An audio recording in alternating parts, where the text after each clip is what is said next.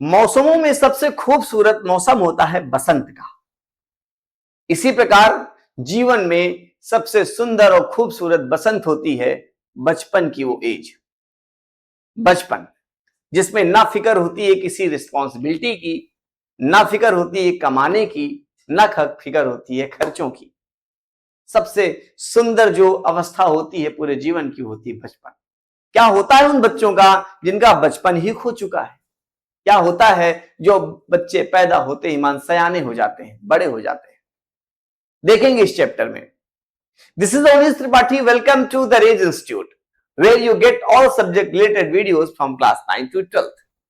तो हेलो बच्चों, आज हम लोग देखने वाले हैं एक बहुत ही बेहतरीन चैप्टर की समरी, जो कि क्लास 12 से ली गई है।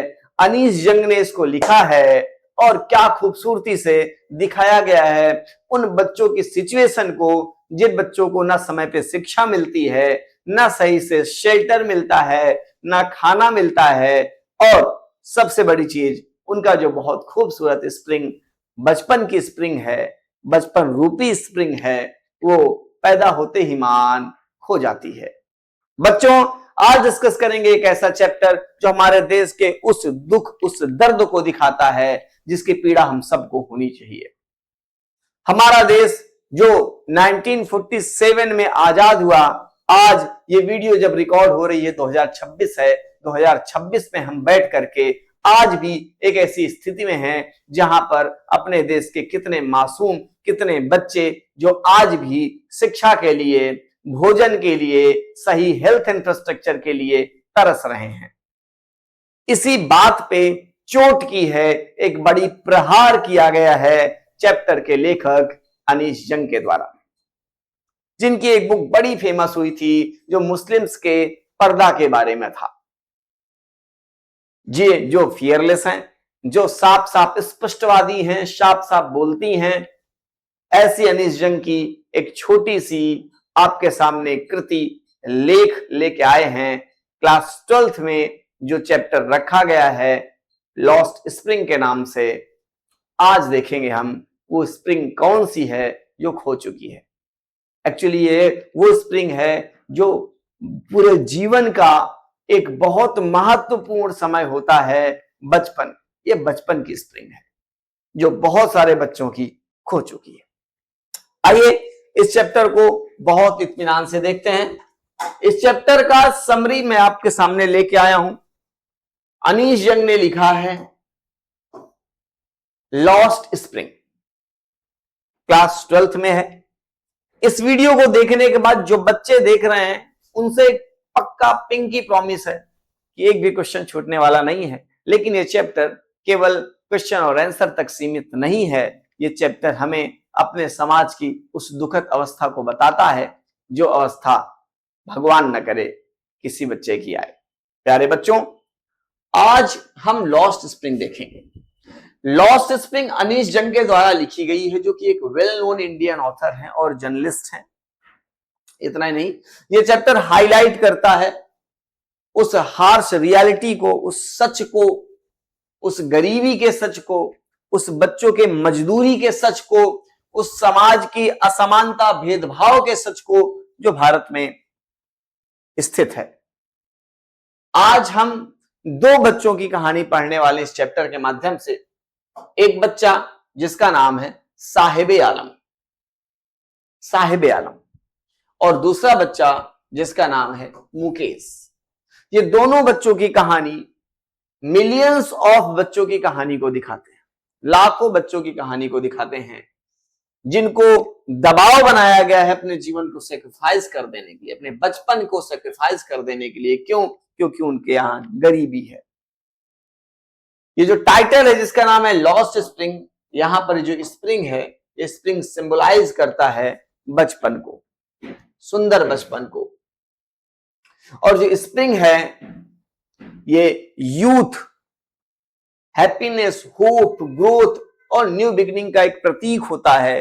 कुछ बच्चों को ये बचपन से ही नहीं मिलता है और किसी प्रकार से ये चैप्टर उस स्थिति को बताता है जिस स्थिति में बच्चों की खुशियां छीन ली जाती हैं। तो ये चैप्टर में दो बच्चों की बात होगी, एक का नाम है साहिबे आलम और एक का नाम है मुकेश। चलो तो ज्यादा बिना समय वेस्ट किए शुरू करते हैं कहानी। पार्ट 1 रखा गया है, समटाइम्स आई फाइंड अ रूपी in the garbage. Sometimes I find Ruby in the garbage. Garbage मतलब कूड़ा करकट। कभी कभी मैं कूड़ा करकट में कुछ रुपए भी पा जाता हूं। आपने देखा होगा आपके गली मोहल्ले में कुछ बच्चों को कूड़ा बीनते हुए, वो डिब्बे बीनते हैं, वो पन्नियां बीनते हैं, वो सारी चीजें बीनते हैं जो हमारे और आपके अगल बगल के लोगों के यूज की नहीं है, जिसको उठा के फेंक दिया गया है बाहर। वो इस कूड़े में जा करके एक एक चीज बीनते हैं, क्योंकि ये कूड़े में उनको अपना भविष्य दिखता है, उनको अपना जीवन दिखता है कि क्या सच में इस कूड़े से मैं छोटे छोटे चीजों को बीन करके अपने जीवन के उस छोटे छोटे सपनों को व्यवस्थित कर पाऊंगा। वो लग पड़ते हैं, चल पड़ते हैं, निकल पड़ते हैं, एक झोला ले लेते हैं और गली गली रास्ते रास्ते उन कूड़े करकटों के खंडहर में जा करके एक एक चीज बुनते रहते हैं। प्यारे बच्चों, the first part of this chapter introduces Sahib Alam. इस चैप्टर का जो पहला पार्ट है जो इंट्रोड्यूस करता है साहिब आलम को, जो कि एक पुअर रैग पिकर है, एक गरीब कूड़े बिनने वाला है। लिविंग इन सीमापुरी, दिल्ली के सीमापुरी इलाके में रहता है। और ये दिल्ली का सीमापुरी इलाका आउटस्कर्ट ऑफ दिल्ली, दिल्ली का पेरिफेरल एरिया होता है, दिल्ली का बाहरी भाग है। ये वो दिल्ली नहीं है जहां पे बड़े बड़े कॉर्पोरेट हाउसेज हैं, बड़ी बड़ी कंपनियां हैं, एम्प्लॉयज हैं। ये वो दिल्ली की बात हो रही है जहां गरीबी है, बदहोशी है, जहां पर अपनेपन की कमी है, जहां खाना नहीं है, जहां दुख है, दर्द है। बात करेंगे आगे हम। The author often meets him every morning. इन बच्चों से जो कूड़ा करकट बिनते हैं, आपकी ऑथर अनीश जंग डेली मिलती हैं सुबह सुबह, जब वो इस गार्बेज में होप सर्च करते रहते हैं, आशाएं सर्च करते रहते हैं। साहिब की फैमिली ढाका से आई थी, जो कि बांग्लादेश में है, और इनका जो गांव था वो एक्चुअली ढाका में था, और वो एक बहुत बड़े स्टॉर्म, बहुत बड़े तूफान के कारण इफेक्ट हो गया। फ्लड्स आई, वहां पर बाढ़ आई और सब कुछ तहस नहस हो गया, और बहुत बुरी कंडीशन वहां पर पॉवर्टी यानी गरीबी की थी। इसलिए ये लोग ढाका से चले आए, और इनके पास खाना नहीं था, इनके पास वहां पर काम नहीं था, इनके पास किसी प्रकार का फ्यूचर सिक्योर नहीं था। तो ये आशा लेकर के कि शायद यहाँ से अच्छा जीवन हमको कहीं और मिलेगा, इसलिए वो इंडिया चले आए, भारत चले आए। यद्यपि दिल्ली में आने के बाद इनका जो जीवन है वो किसी प्रकार से बहुत ज्यादा इंप्रूव नहीं हुआ। ये सीमापुरी में आकर के सेटल्ड हो गए दिल्ली में, जहां पे हजारों हजारों गरीब परिवार रहते हैं और टेम्परेरी रहते हैं। टेम्परेरी हाउसेस बनाए हुए हैं, ना प्रॉपर तरीके से साफ सफाई है, सैनिटेशन है, ना प्रॉपर तरीके से सीमापुरी में बिजली है, और अदर बेसिक फैसिलिटीज जो हमें चाहिए वो भी सीमापुरी में नहीं है। तो ये बच्चा भी जो कि बांग्लादेश से अपनी फैमिली को लेकर के चला आया कि शायद दिल्ली में मुझे थोड़ा सा जीवन अच्छा मिल जाएगा, यहाँ पर भी उसको जीवन उसी प्रकार है जैसा कि बांग्लादेश में था।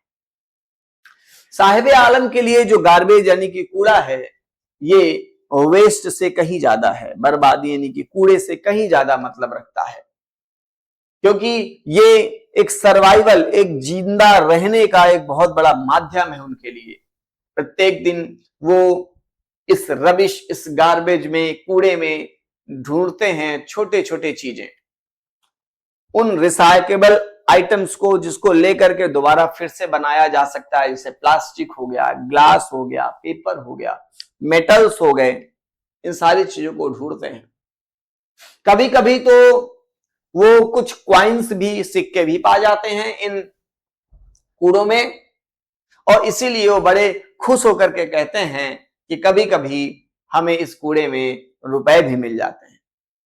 एक छोटे से मिडिल क्लास लोगों के लिए गार्बेज कभी कभी जो बाहर फेंका जाता है वो कूड़ा होता है, लेकिन ये जो रैग पिकर्स होते हैं, ये जो कूड़ा बिनने वाले होते हैं, इनके लिए तो ये सोने का खान होता है, क्योंकि यहां पर उनको बहुत सारी चीजें कई बार मिल जाती हैं।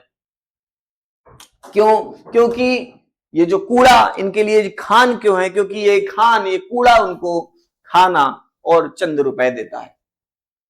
ऑथर अनीश जंग इस बात को नोटिस करती हैं और ऑथर जाके अनीश जंग जा करके साहिब आलम से पूछते हैं, तुम कभी स्कूल नहीं जाते हो? जब उन्होंने उससे पूछा कि तुम एक बात बताओ, तुम स्कूल क्यों नहीं जाते हो, तो वो बोलता है कि देखो अगल बगल स्कूल ही नहीं है, तो स्कूल कहां जाऊंगा मैं? मेरे अगल बगल स्कूल ही नहीं है, तो स्कूल कहां जाऊंगा? इस बात पे ऑथर थोड़ा सा जोक मजाक करते हुए बोलती हैं कि वो नया स्कूल खोलेंगी तो तुम जाओगे? उसने कहा जरूर।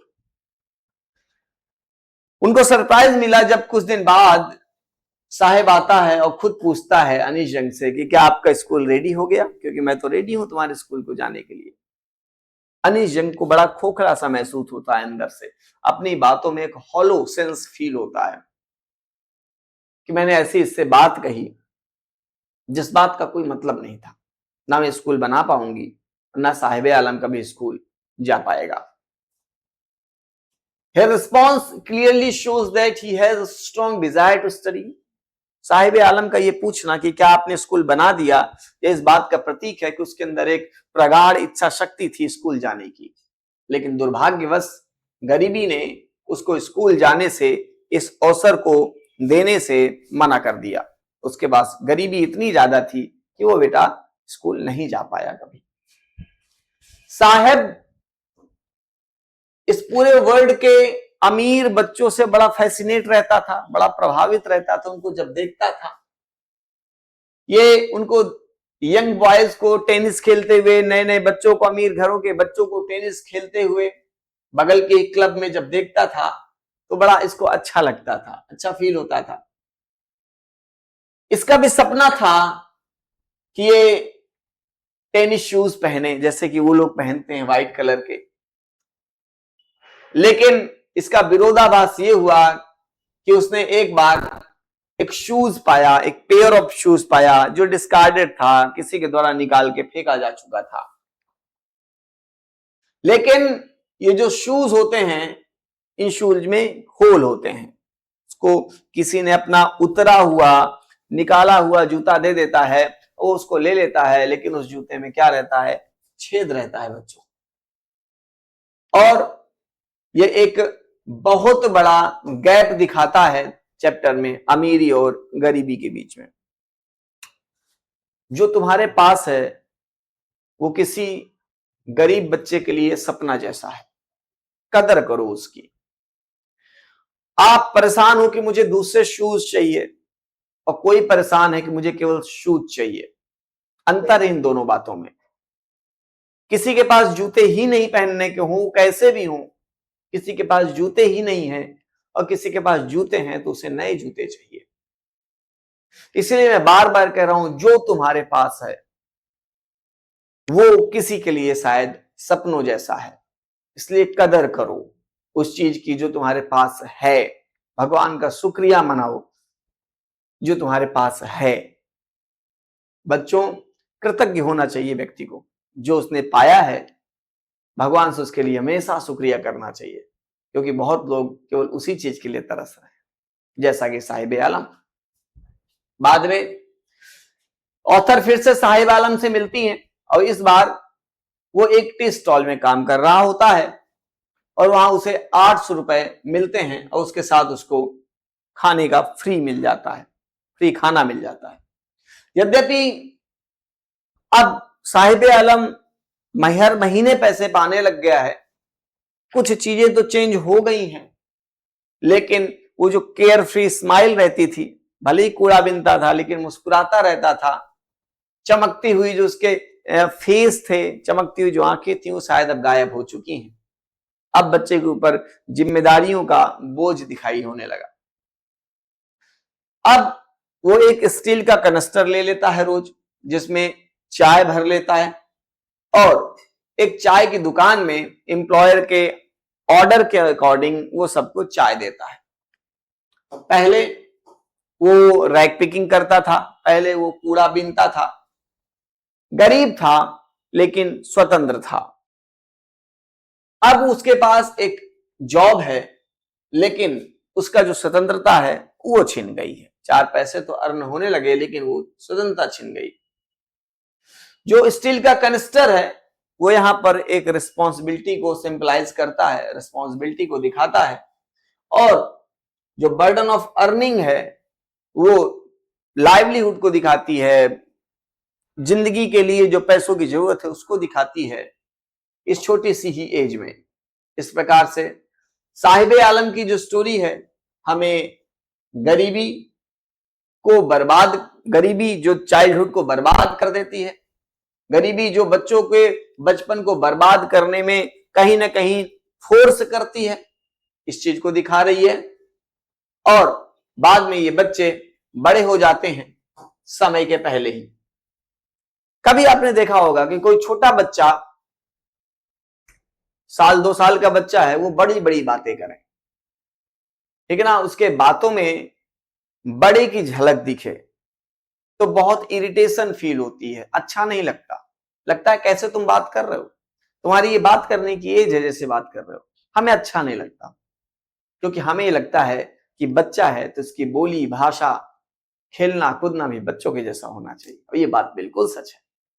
इसीलिए बच्चों का बचपना कभी नहीं छीनना चाहिए।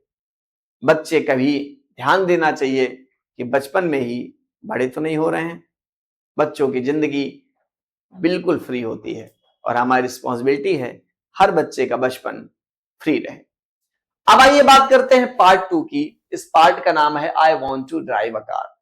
ये पूरी कहानी है एक बच्चे की जिसका नाम है मुकेश, जो बिलोंग करता है फिरोजाबाद से, एक ऐसी सिटी जो बहुत सुंदर सुंदर चूड़ियों के लिए फेमस है।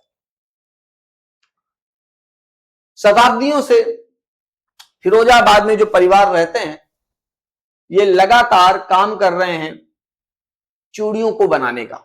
यहां पर चूड़ियों को बनाने की बड़ी बड़ी इंडस्ट्रीज हैं। मुकेश का परिवार भी इसी काम को करता है और अपने कई जनरेशन से करता चला रहा है। जो बच्चे हैं वो शुरुआत से ही, बड़े बचपन से ही काम करना शुरू कर देते हैं इस चूड़ियों को बनाने का काम, और कई कई घंटे काम करने के कारण उन गर्मी में, उस गर्मी के भट्टियों के बीच में लगातार काम करने के बाद कभी कभी इन बच्चों की आई साइट, जो आंखें होती हैं, वो भी चली जाती हैं।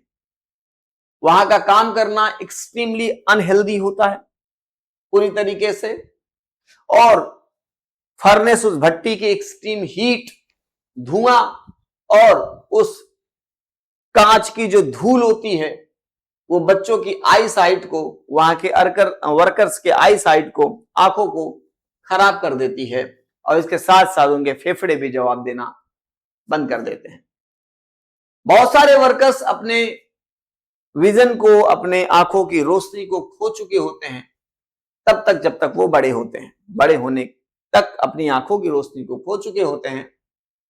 काम करने के बजाय बहुत कठिन जीवन होता है इन लोगों का। ये जीवन भर गरीब रह जाते हैं क्योंकि इनके बीच में बहुत सारे मिडिल मैन होते हैं। इनके पास इलिटरेसी यानी कि अशिक्षा होती है, डेट, बहुत सारा कर्जा होता है, और बहुत सारे सोशल ट्रेडिशन में ये ट्रैप हो जाते हैं। ये फैमिली एक एंडलेस साइकिल में, सफरिंग की साइकिल में, फिरोजाबाद के परिवारों की फैमिली लगातार एक एंडलेस सफरिंग, कष्ट के साइकिल में घूमती रहती है।